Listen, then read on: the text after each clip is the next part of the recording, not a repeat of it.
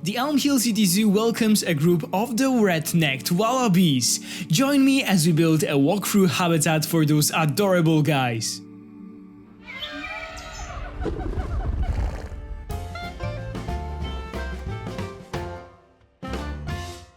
Hello guys, this is Cesar Creates, and welcome back to my channel. It is time to add another animal from the Grasslands animal pack to our Elm Hill City Zoo, and today we'll build a walkthrough habitat for the group of the Red-Necked Wallabies. This will be actually the first walkthrough habitat in our zoo, which is quite crazy considering how long this zoo has been going on my channel. But I've been to the Copenhagen Zoo quite recently, and they had this walkthrough habitat for the wallabies, and I loved it because I could touch the wallabies, I could pet them a bit, and I wanted to build something like that because I remember that this experience of being able to be so close to those Australian animals was definitely one of my highlights of the visit to that zoo.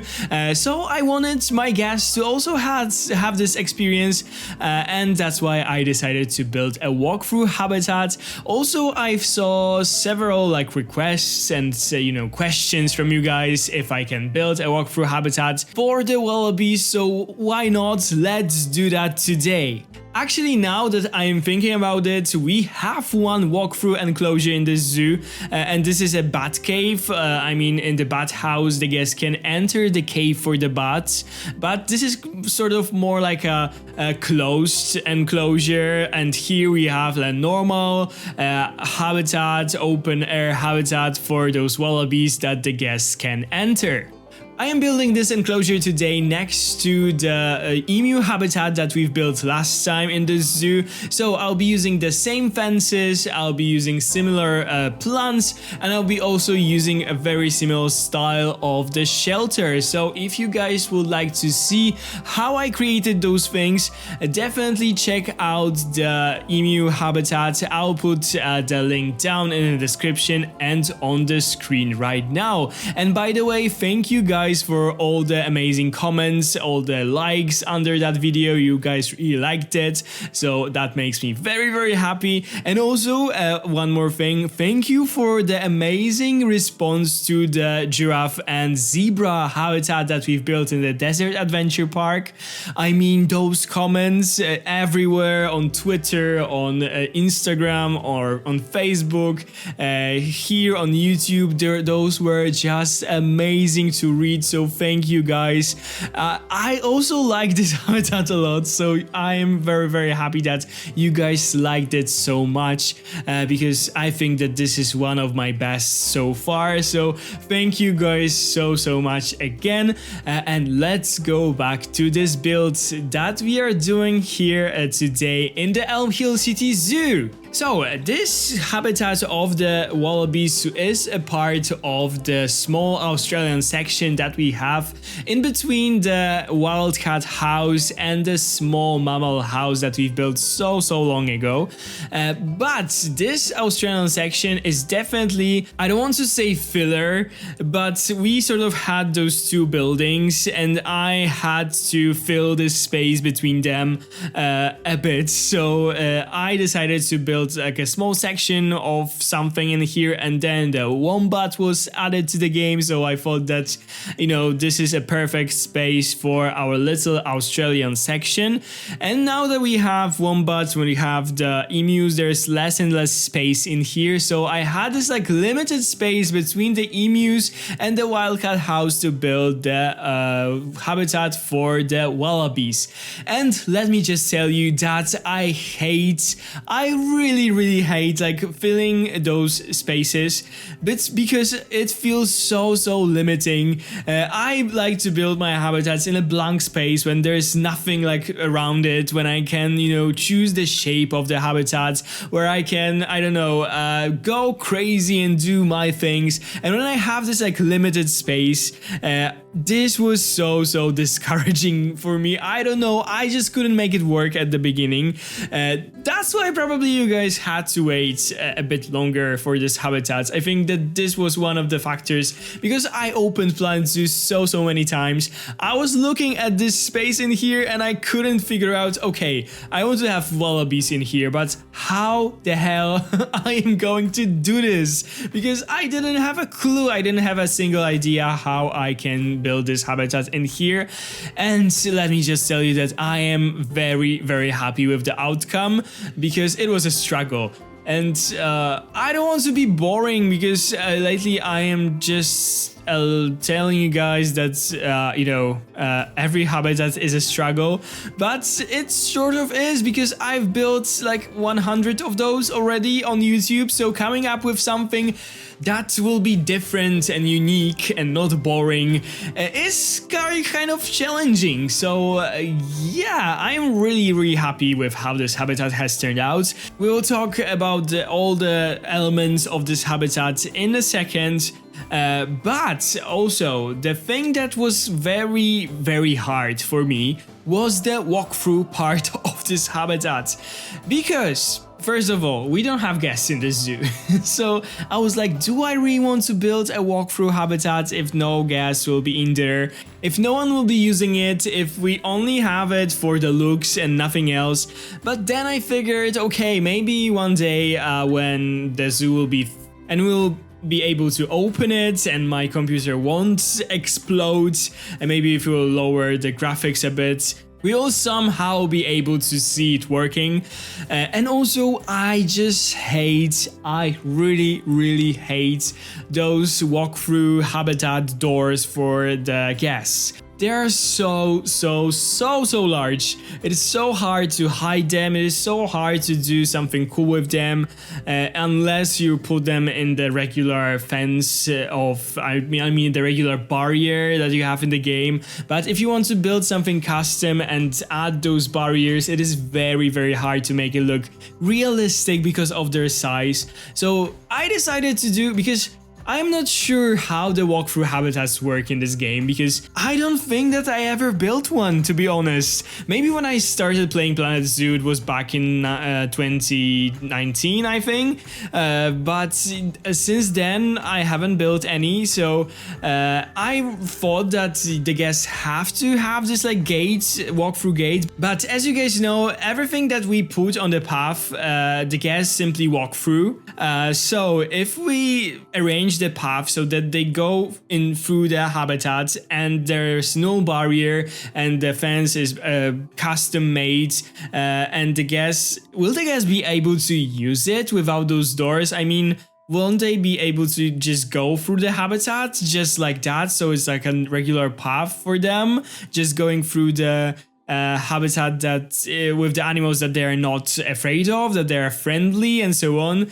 I am not really sure, but I risked it. I thought that, okay, I am not adding this door because I cannot figure out how to make it look nice, how not to make this like airlock, because in those habitats, the habitats that you need for the walkthrough habitats, you always see those those airlocks, sorry, in the zoos, because you need those double doors for safety. I mean, you open the first one, you go to into this airlock, you close the door behind you, and then you open the door to the actual habitats, because it prevents potential escapes of the animals. So this is definitely what I wanted to add here, and what you guys can see me build right now. There'll be this walkthrough habitats, like normal doors, for a second on your screen, and you can compare how much like smaller will be the doors that I will build, like my custom doors for the walkthrough habitats, and yeah, the difference is just crazy. So yeah, this is how I decided to do it. I am not sure if it will be functional or not. So yeah, let's talk about everything that we've done so far in the video, because I'm talking about those walkthrough things, and you guys are probably bored by this at this point. So let's go through all the things that we've built by far.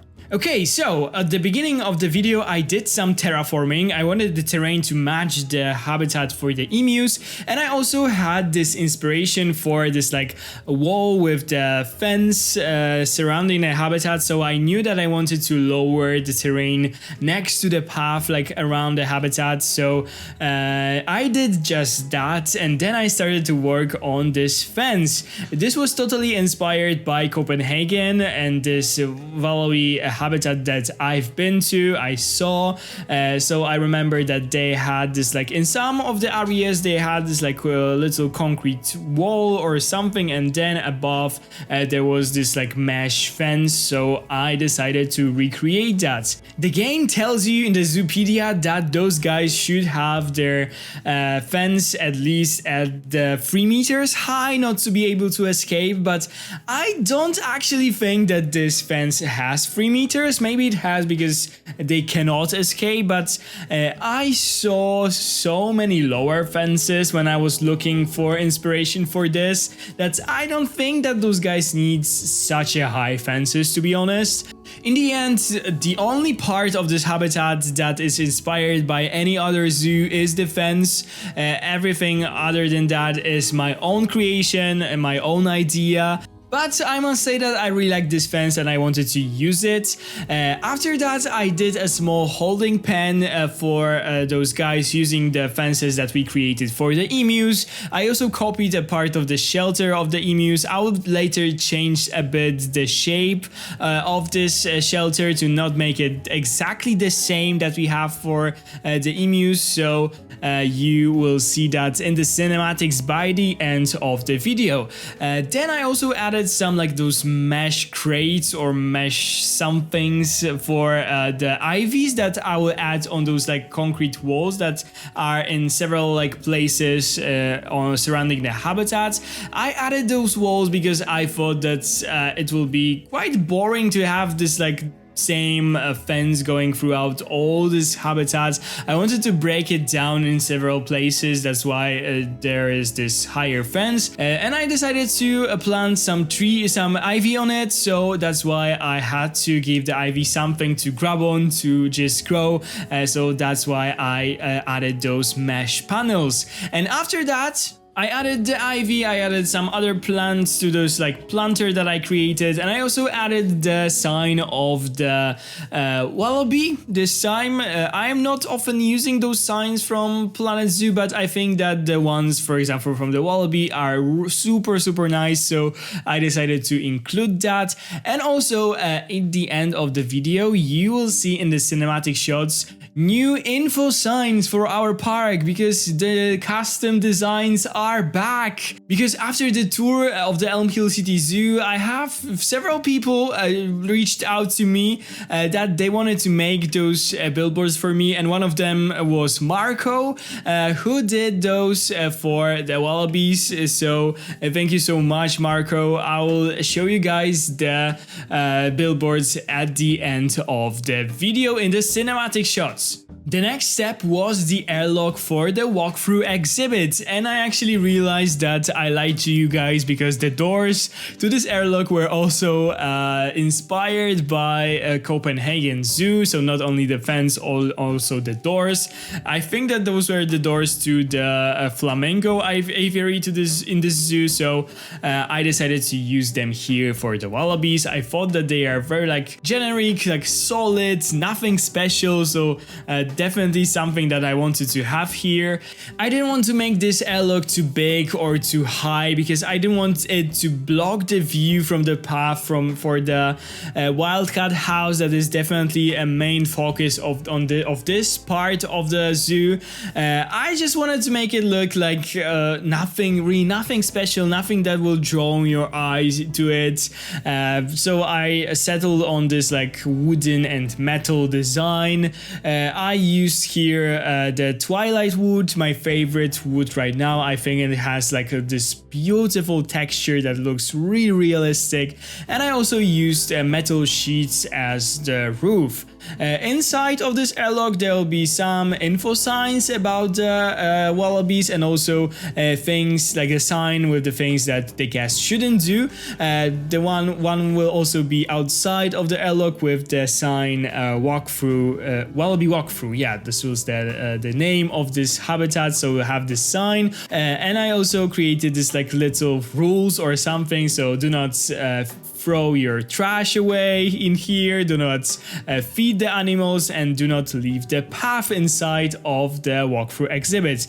I think that those like little things are just something that brings again your habitat into the next level and make them look much more realistic, because there are so many of those signs in the zoos as telling you not to do or what to do, but no like littering, no feeding animals and so on are very common, so adding those from time to time just makes your zoo a bit more realistic. And also I copied this airlock on the other sides because I thought that it is totally fine to have the same one on the other side and not build another like different one or anything. And next to the first airlock that I created, I also did continue the design of the barrier and the fence that we did for the emus, and also I again created this like a concrete wall with those planters and the space for the billboards that we'll add later. And then I created the actual path inside of this enclosure. This enclosure is not massive because the wallabies are rather small animals. I must say that the space inside of this enclosure is just perfect for 9 of them, because I think we have 9 of them here. So I didn't want to make this path too wide, so I used this streak that allows you to make the paths a bit narrower using the queue paths, because the queues in this game can be 2 meters wide, can be 3 meters wide, and the regular paths can only be at least 4 meters. You can just create the queue and then just delete it one part after the other, like by clicking on this like gate that is created with this vendor or anyone, I don't know how this worker is called, the queue guy. And then this like a simple like piece of the path is just deleted, and you can fill this space with the normal path, and it will stay in this case 3 meters wide. So that's so cool, because you are not limited by those really like wide path. I think that 4 meters is a very wide path when I think about it. So I'm glad that we are able to cheat it somehow and create those like a bit narrower paths that are better for those kinds of enclosures and so on. I decided to use this tree bark path because I thought that this path is the easiest one to blend in the enclosure, the terrain. We'll do it later on with the decal pieces. We'll add some of the on the borders of the paths and also in the middle, so it looks a bit more muddy, as that the animals are actually, you know, stomping on it, hopping on it and so on, so it's not so perfect. I also added those chain fences that we created for the emus next to the entrances to the walkthrough habitat. I saw that made a lot, and I think that what it does, I mean, when you have those fences there, it doesn't allow the animals to like run next to the doors, because they are not able to cross the path in there like really quickly, and that could lead to a potential accident when someone would be just, you know, opening those doors and the animal would just hit on those doors. That's what I think, at least. And I also added this fence next to this like rock formation that we'll create next to the water section, because there's quite a steep like hill in there, so I decided that for a bit more safety we should have something that will prevent the guests from falling down simply this rock formation. And when it comes to the rock formations, this is what we did already, and I used here something that I really loved and I sort of discovered in the giraffe and zebra habitat from the Desert Adventure Park that we uploaded last time.